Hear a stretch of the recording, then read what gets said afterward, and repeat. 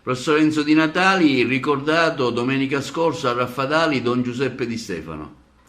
Tra le figure della diocesi di Agrigento, degna di essere ricordata, certamente c'è stato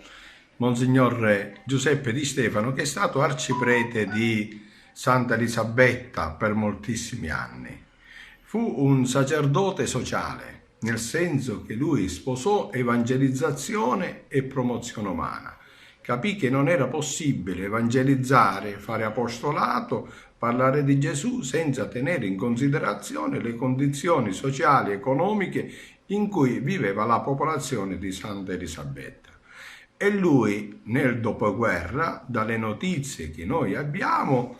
si diede da fare proprio anche per l'occupazione delle terre, partecipando attivamente a questa santa protesta per dare la terra ai contadini. È stato un momento molto interessante quello che si è svolto nella chiesa del Rosario di Raffadali, perché abbiamo avuto l'eccellente testimonianza, ricordo dell'avvocato Nino Gaziano, che è stato per decenni accanto all'arciprete Di Stefano, ma anche abbiamo avuto l'autorevole intervento dell'avvocato Giovanni Tesei, che ha ricostruito il periodo storico in cui operò padre Di Stefano, e infine il ricordo di Totò Cuffaro, che mise attenzione sull'impegno dei cattolici nella vita sociale e nella vita politica agrigentina e nazionale.